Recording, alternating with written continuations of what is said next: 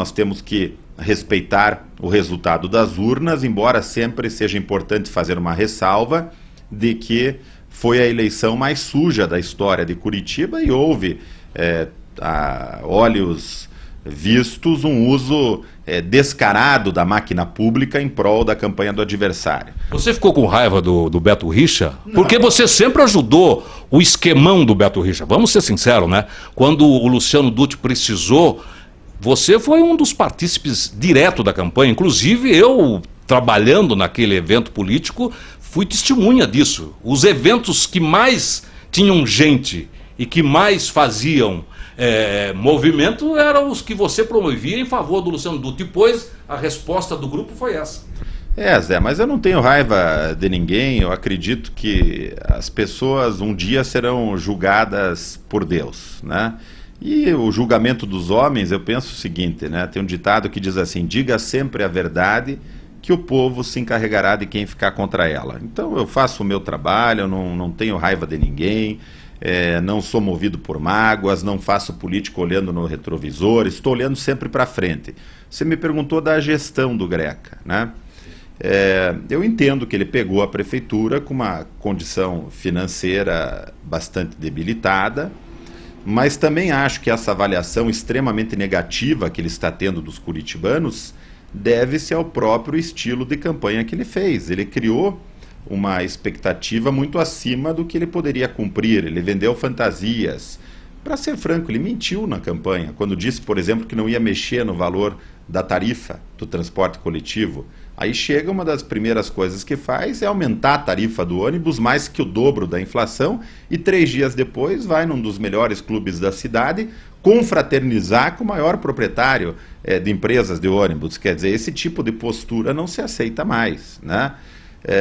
Eu vejo que ele prometeu também na sua posse que iria reduzir em 40% os cargos em comissão. Nomeou mais de 400 cargos em comissão na prefeitura. Agora mandou um pacote de maldades para a Câmara Municipal que vai prejudicar os servidores públicos. Então, eu acredito que o atual prefeito, ele foi um bom prefeito em outros tempos, em outra época. Ele pegou uma herança do Jaime Lerner, ele administrou com a equipe do Jaime Lerner e conseguiu se sair razoavelmente bem. Hoje não mais, hoje a realidade é diferente, ele não tem aquela equipe, ele é uma pessoa que prioriza muito mais o barulho, né? Não quero ser tosco no meu comentário, mas a fanfarronice do que a gestão. Falta. Mas é uma verdade. Na verdade, falta gestão pública, né? Ele não é um gestor. E está indo muito mal, não sou eu que digo isso. Todas as pesquisas apontam hoje uma revolta da população curitibana em relação à administração do atual prefeito. Ele cometeu algumas falhas lá nas unidades de saúde do sítio cercado. Eu fiz uma postagem tratando do assunto no Facebook e surgiram dezenas, para não dizer centenas de reclamações de outras unidades de saúde, onde faltam médicos, faltam insumos. Ele prometia que ia resolver no primeiro mês de gestão a crise da saúde pública de Curitiba. O programa dele, Saúde Já, agora é Saúde Ontem, né?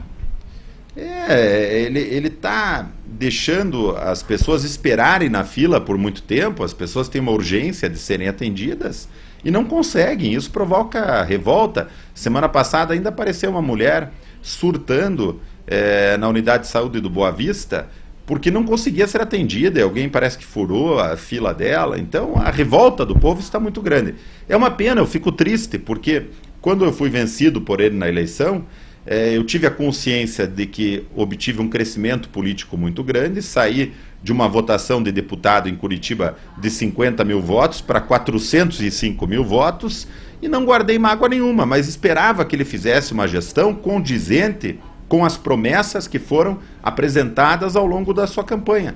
E não é isso que está acontecendo. Isso acaba me afetando porque eu sou curitibano, eu crio aqui o meu filho, eu moro aqui, então eu sou prejudicado também pela má gestão e reclamo muito mais como um contribuinte, como um cidadão que paga seus impostos, do que como alguém que foi adversário na campanha. A campanha acabou, nós temos que descer do palanque, mas como cidadão curitibano, eu fico triste de ver essa cidade que eu amo tanto sendo tão mal cuidada assim. Você falou há pouco que não tem mágoa de nada, mas o relacionamento do político Ney Leprevot com o atual governador Beto Richa, que sempre foi muito bom.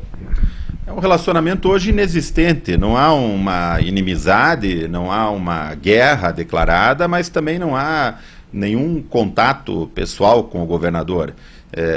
Eu respeito como chefe do Poder Executivo, espero que ele me respeite como um membro do Poder Legislativo, né, um membro bem votado, um membro que tem uma base sólida, e os projetos que forem bons para o Estado, mesmo vindo do governador, eu não terei nunca problemas em votar a favor deles, não há problema nenhum da minha parte. Agora, eu não faço parte do grupo do governador e não tenho interesse de fazer parte desse grupo no momento, porque eu não vejo com bons olhos a maneira como o Estado é administrado nesses últimos anos. Eu até a reeleição do governador o apoiei.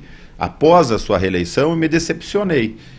E hoje tenho... Ele lá, você aqui. É isso aí. Agora, não vou ficar também fazendo aqui na Assembleia oposição raivosa, xingando, criticando por criticar. Eu acho que esse papel cabe aos membros dos partidos de esquerda. Eu não sou de um partido de esquerda, mas exerço o meu dever fiscalizatório e a minha postura crítica.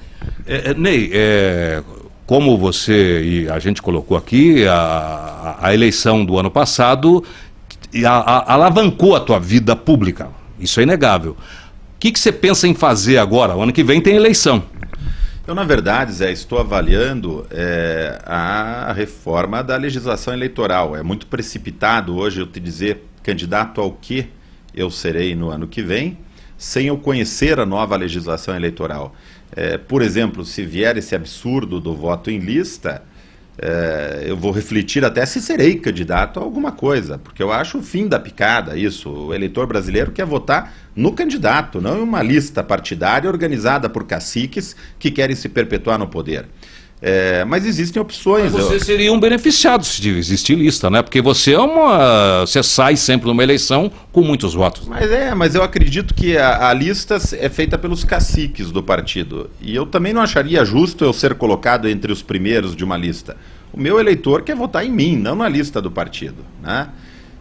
De qualquer forma, eu acredito que essa lista não vai ser aprovada. E eu vou avaliar se serei candidato à reeleição de deputado estadual, se serei candidato a deputado federal, e existe até quem defenda dentro do nosso partido, o PSD, que eu seja candidato a senador. São 2 vagas no ano que vem.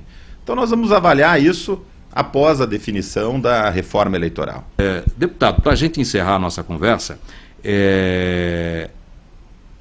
existe aí um processo muito complicado no país que a lista, o que tem de lista no país, eu até brinco que fica até deselegante colocar o nome nessa lista do Edson Fachin.